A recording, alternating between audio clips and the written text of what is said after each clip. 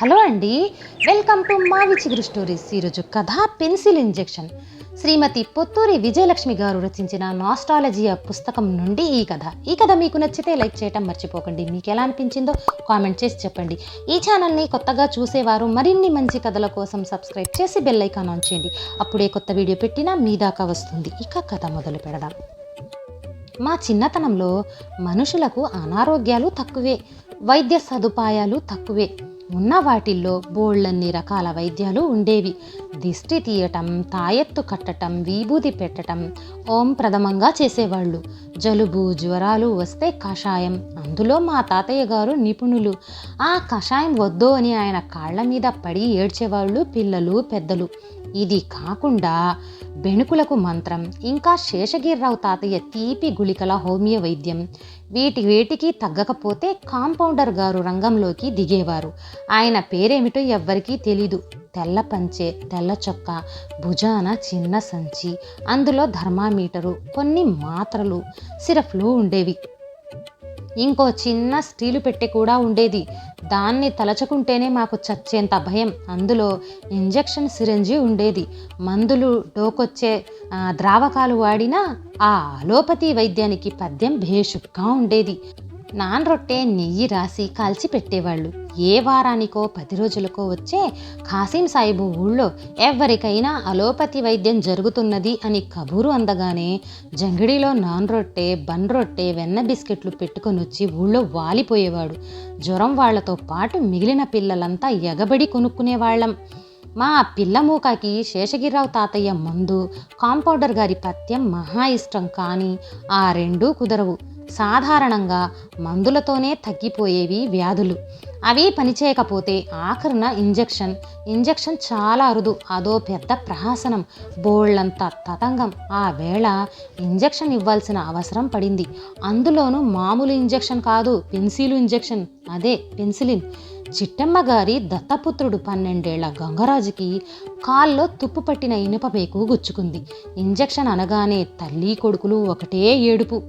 తాతయ్య గారి దగ్గరకొచ్చారు. కాంపౌండర్ గారిని పిలిపించి కనికరం చూపించి మందులతో సరిపెట్టమని కాళ్ళ వేళ్ళ పడ్డారు.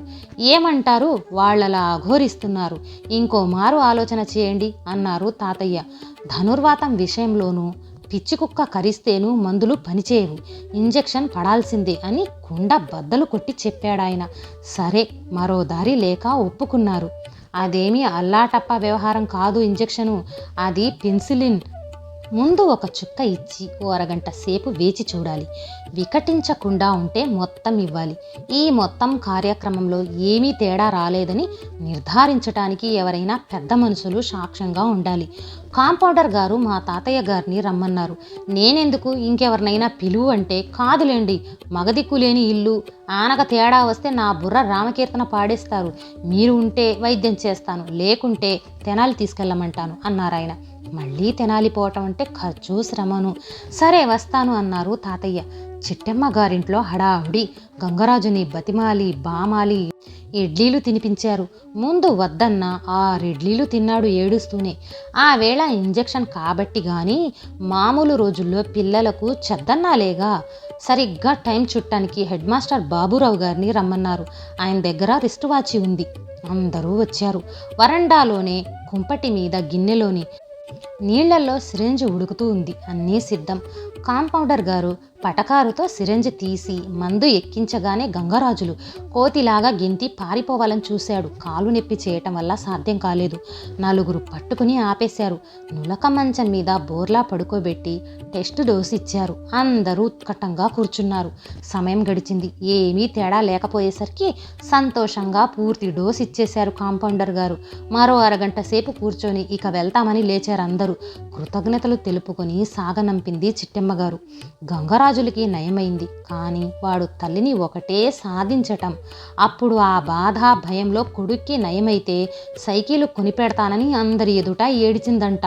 నయమయ్యాక ఆ ఊసు ఎత్తదు. అడిగితే అప్పుడెప్పుడో అన్నాను దూకుడు వెదవ్వి, నీకు సైకిల్ ఒక్కటే తక్కువ అనేసింది. సాక్ష్యం ఉన్న పెద్దలు నోరెత్తరు. గంగరాజులకి కోపం వచ్చింది. ఎంత మోసం చేసింది, ఎంత మోసం! ఈసారి మేకు కాదు గడ్డపార గుచ్చుకున్న ఇంజెక్షన్ చేయించుకోను, అప్పుడు కుదురుతుంది తిక్క అని శపథం చేశాడు. ఈ కథ నచ్చితే లైక్, షేర్ చేసి తప్పకుండా సబ్స్క్రైబ్ చేయండి.